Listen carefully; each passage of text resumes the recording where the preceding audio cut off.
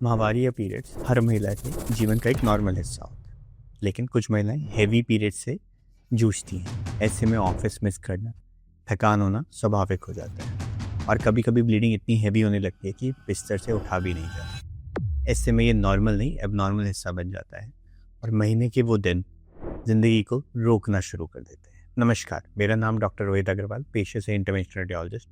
पिछले कई वर्षों से, एक दशक से भी ज़्यादा से, बिना किसी शीरे टाके के वैस्कुलर प्रॉब्लम्स का हल करता आ रहा। आज हम बात करेंगे हैवी पीरियड्स, उसके घरेलू नुस्खे, कब डॉक्टर की सलाह लेनी और क्या नॉन सर्जिकल विकल्प है और क्या ऑप्शंस हैं इन परेशानियों से बचने के लिए। तो सबसे पहले हम बात करते हैं क्या वार्निंग साइंस या सिम्टम्स होते हैं हैवी ब्लीडिंग से। कैसे बताएं कि ब्लीडिंग नॉर्मल है या हैवी है।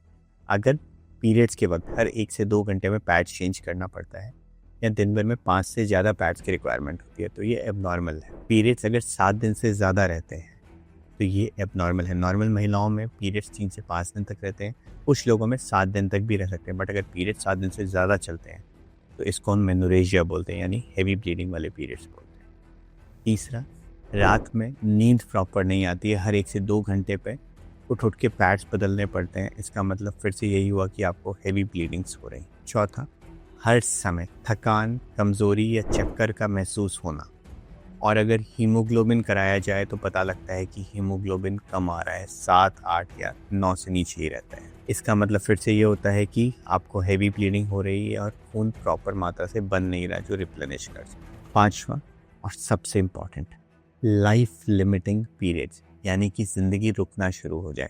इतनी ब्लीडिंग हो रही है कि आपको कमज़ोरी भी रहती है, आप रूटीन काम भी नहीं कर पाते, बेड से उठा नहीं जाता, सोशल लाइफ अफेक्ट हो रही है, प्रोफेशनल लाइफ अफेक्ट हो रही है, पर्सनल लाइफ अफेक्ट हो रही है और साथ में मेंटल हेल्थ भी अफेक्ट हो रही है।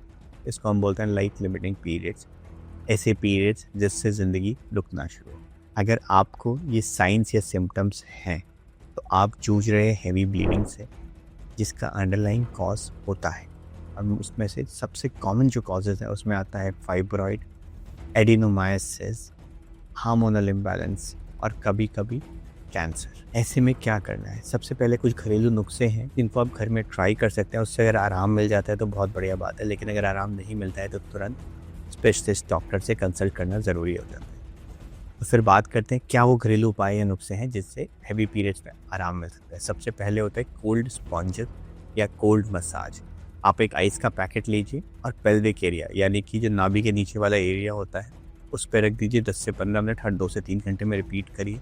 इससे ब्लड वेसल्स में कॉन्ट्रैक्शन होता है और कभी कभी ब्लीडिंग रोकने में मदद करती है। लेकिन अगर आपको सीवियर पेन हो रहा है तो इस चीज़ को बिल्कुल ना करें। ऐसे में हमें हॉट कंप्रेशन या हॉट फर्मेंटेशन की ज़रूरत है। दूसरा है दालचीनी की चाय पीना। दालचीनी की चाय से ये देखा गया है, दालचीनी यानी सिनेमन, इससे देखा गया है कि वो यूट्राइन कॉन्ट्रैक्शंस को स्लो करता है, जिससे ब्लीडिंग को रोकने में मदद मिल सकती है।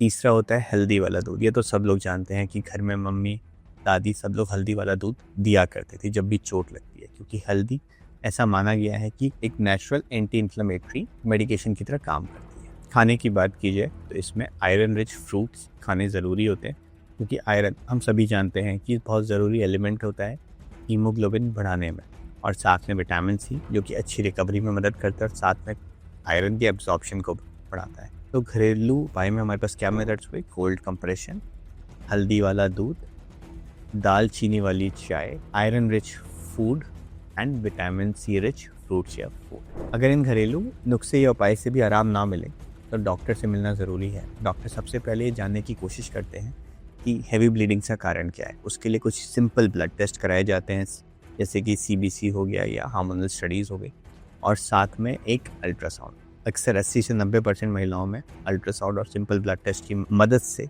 हमें सिम्टम्स का कारण पता लग जाता है और हम उसके ऊपर एक्ट करना शुरू कर देते हैं। 10 से 20% लोगों में एमआरआई या सीटी एंजियोग्राफी या पेल्विक सीटी की भी ज़रूरत पड़ सकती है, बट ये हर महिला में ज़रूरी नहीं कि कराया जाए। और अगर कारण पता लग जाए तो बीमारी का हल पाना और भी आसान हो जाता है। और आज के समय में सबसे पहले हैवी ब्लीडिंग्स के लिए मेडिकेशंस, हार्मोनल रिप्लेसमेंट थेरेपीज दी जाती है। अगर मेडिकेशंस और हार्मोनल रिप्लेसमेंट थेरेपी से भी आराम ना मिले तो हमारे पास विकल्प आता है कि अगर रसौली एडिनोमायोसिस है तो सर्जिकल या नॉन सर्जिकल ट्रीटमेंट की मदद से हम इसको ट्रीट करा जाए। हार्मोनल इम्बैलेंस है तो वो हार्मोनल थेरेपी से अपने आप ही इम्प्रूव कर जाएगा। तो ऐसे में ज़रूरी होता है एक सेकंड ओपिनियन लेना, एक इंटरवेंशनल रेडियोलॉजिस्ट की मदद लेना और जानना कि अगर आपको फाइब्रॉइड या एडिनोमाइसिस है तो उसका नॉन सर्जिकल विकल्प क्या है। तो अगर आपको ऑप्शन दिया जाता है खाली हिस्टेक्टमी का या यूट्राइन आर्टरी एम्बुलाइजेशन के बारे में नहीं बताया जाता है तो आप इसके बारे में पढ़ें और जानें। यूट्राइन आर्टरी एम्बुलाइजेशन की मदद से हम नॉन सर्जिकल मेथड से बड़े आराम से इन गांठों को या जो थिकन एंडोमेट्रियम एडेनोमाइसिस है उसको ट्रीट कर सकते हैं और अगले ही दिन मरीज को घर भी भेज सकते हैं और आपका फ्यूचर फर्टिलिटी ऑप्शन जो है वो भी प्रिजर्व रहता है। धन्यवाद।